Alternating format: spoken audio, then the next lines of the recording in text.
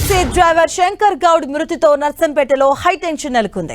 మరి కాసేపట్లో నర్సంపేటకు శంకర్ గౌడ్ మృతదేహం చేరుకోబోతుంది. వరంగల్ జిల్లా బంద్ కు ఆర్టీసీ జేఏసీ పిలుపునిచ్చిన నేపథ్యంలో పెద్ద ఎత్తున ఆర్టీసీ కార్మికులు నర్సంపేటకు చేరుకుంటున్నారు. హన్మకొండలో ఆర్టీసీ డిపో ముందు కూడా కార్మికులు ధర్నాకు దిగనున్నారు. ఇటు బంద్ పిలుపు నేపథ్యంలో ఉమ్మడి వరంగల్ జిల్లా ఆర్టీసీ డిపోల ముందు పోలీసులు మోహరించారు. మరోవైపు నర్సంపేట ఆర్టీసీ కార్మికులకు బీఆర్ఎస్ సంపూర్ణ మద్దతు ప్రకటించగా మాజీ ఎమ్మెల్యే పెద్ది సుదర్శన్ రెడ్డి నర్సంపేట బంద్కు పిలుపునిచ్చారు. ఇక ఇవాళ కేంద్ర మంత్రి బండి సంజయ్ నర్సంపేటకు వెళ్లబోతున్నారు.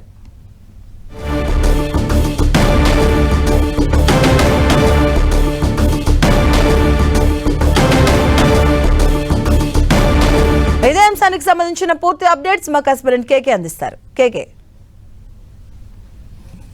సమ్మెలో భాగంగా ఆర్టీసీ కార్మికుల డిమాండ్ల సాధన కోసం జరుగుతున్నటువంటి సమ్మెలో ప్రభుత్వ వైఖరి, అదేవిధంగా ఆర్టీసీ యాజమాన్యం కు సంబంధించినటువంటి వైఖరితోటి మనస్తాపం చెందినటువంటి నర్సంపేట ఆర్టీసీకి సంబంధించినటువంటి డిపోకు సంబంధించినటువంటి ఆర్టీసీ కార్మికుడు శంకర్ గౌడ్ నిన్న ఒంటికి నిప్పండించుకొని ఆత్మహత్యాయత్నం చేశారు.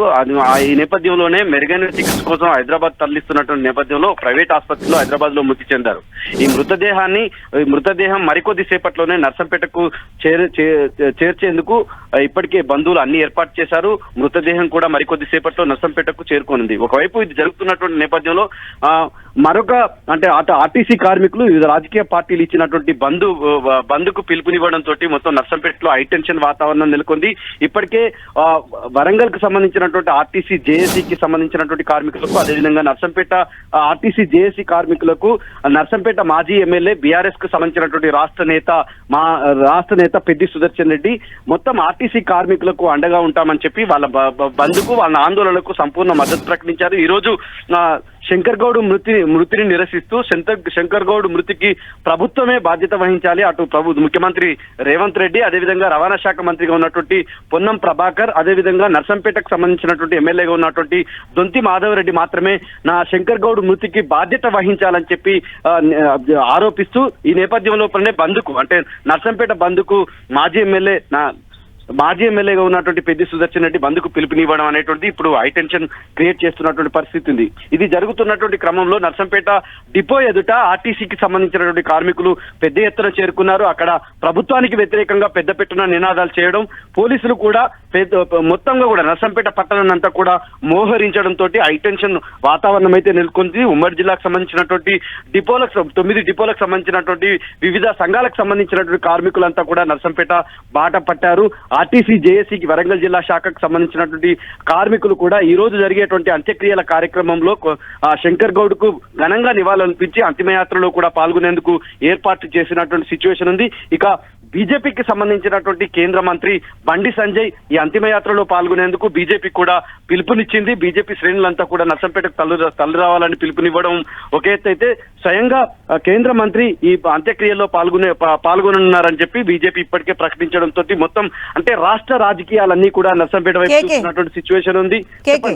నిన్న జరిగిన ఘటన తర్వాత కొంత ఉద్ధృతం అయింది కూడా ఈ సమ్మె ఈ రోజు బంధువుకు పిలుపునిస్తున్నారు. అలాగే రాజకీయ పార్టీలు, మీరు అన్నట్టు రాజకీయ పార్టీల మద్దతు కూడా లభిస్తుంది. సో భద్రత పరంగా అధికారులు ఎలా అప్రమత్తం అవుతున్నారు భద్రత విషయంలో?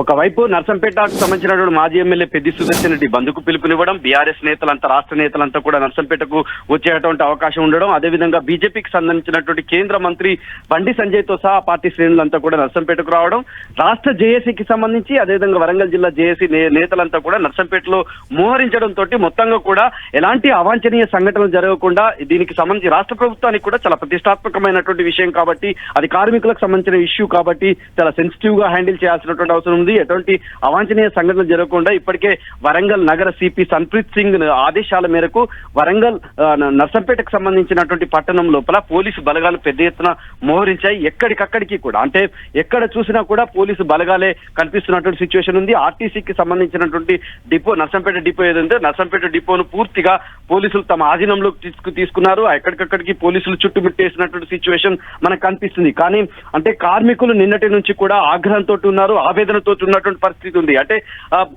రాష్ట్ర ప్రభుత్వము అదేవిధంగా ఇక్కడ ఉన్నటువంటి అంటే ఎవరైతే ఆర్టీసీ యాజమాన్యం ఏదైతే ఉందో యాజమాన్యం సంబంధించినటువంటి మొండి వైఖరి నేపథ్యం లోపలనే శంకర్ గౌడ్ మృతి చెందాడనేటువంటి కారణంతో వీళ్ళంతా కూడా ఆర్టీసీ కార్మికులు చాలా అగ్రెసివ్ గా అయితే ఉన్నటువంటి సిచ్యువేషన్ ఉంది. వాళ్ళందరినీ కూడా కంట్రోల్ చేయాల్సిన సిచ్యువేషన్ అవసరం ఉంది. కాబట్టి లా అండ్ ఆర్డర్ ఇష్యూ తలెత్తకుండా ఉండేందుకు రాష్ట్ర ప్రభుత్వం తరఫున పోలీస్ శాఖ ఇప్పటికే అన్ని చర్యలు తీసుకుంటున్నటువంటి సిచ్యువేషన్ అయితే కనిపిస్తుంది. మొత్తంగా నర్సంపేట లోపల అదేవిధంగా ఉమ్మడి వరంగల్ జిల్లాలో హై టెన్షన్ అయితే క్రియేట్ అయి ఉంది.